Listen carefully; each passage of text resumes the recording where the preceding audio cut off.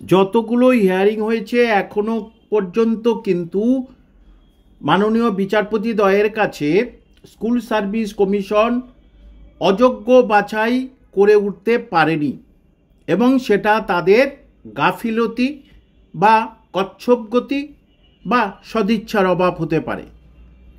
এখন পরিষ্কার করে যেটা বিরোধী পক্ষের অ্যাডভোকেটগণ বলছেন তাতেই বিচারপতি কিন্তু একটা দৃঢ় সিদ্ধান্তে আসতে পারেন, কারণ যে র্যাঙ্ক জাম করে চাকরি হয়েছে এবং প্যানেলের বাইরে থেকে চাকরি হয়েছে এবং স্কুল সার্ভিস কমিশন যে কজনের সুপারিশ করে দিয়েছে মধ্যশিক্ষা পর্ষদ তার থেকে বেশি জনকে করেছে এবং এই যে ডবল জনকে করেছে কেন করলো সে ব্যাপারে কিন্তু স্কুল সার্ভিস কমিশন চুপ আছে এবং স্কুল সার্ভিস কমিশন তথা রাজ্য সরকারের অ্যাডভোকেট বদল আরও বেশি সন্দেহের বার্তা তুলে দিচ্ছে যারা যোগ্য পরীক্ষার্থী তাদের কাছে।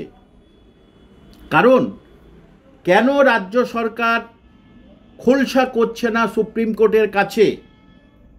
কারণ যে কজনের লিস্ট দিয়েছে স্কুল সার্ভিস কমিশন সে লিস্টের মধ্যে সে লিস্ট ছাড়াও আরও বাইরে আছে, সেটা মাননীয় চেয়ারম্যান নিজেই বলেছেন। এবং অদ্ভুত ব্যাপার, স্কুল সার্ভিস কমিশনের যে অ্যাডভোকেট তিনি প্যানেল সম্বন্ধে তার কোনো আইডিয়া নেই। যারা শুনেছেন লাইভ হিয়ারিং তারা এটা অবশ্যই পর্যবেক্ষণ করেছেন।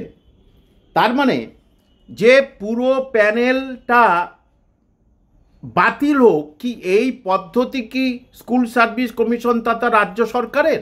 যেটা কিন্তু খুব ভয়াবহ হবে এবং অমানবিক হবে। এবং বিরোধী অ্যাডভোকেট তারা তো চাইবে যে হ্যাঁ পুরো প্যানেল বাতিল করে নতুন করে পরীক্ষা হোক, সেটা তো তারা চাইবে, কারণ সেই জন্যেই তারা তো কোর্টে গেছে। এখানে মাননীয় বিকাশ রঞ্জন ভট্টাচার্যকে দোষ দিয়ে কোনো লাভ নেই, কারণ একজন ফাঁসির আসামির হয়ে কিন্তু একেবারে একজন অ্যাডভোকেট থাকেন, এটা তাদের পেশা, এটা তাদের নেশা। কিন্তু আমার প্রশ্ন, যারা যোগ্য প্রার্থী তাদের জন্য স্কুল সার্ভিস কমিশন কেন এখনো কোনো তথ্য জমা দেয়নি, অর্থাৎ আগামী 10 তারিখে কোনো তথ্যই জমা দেবে না? তাহলে মাননীয় বিচারপতিদ্বয় কি সিদ্ধান্ত নেবেন?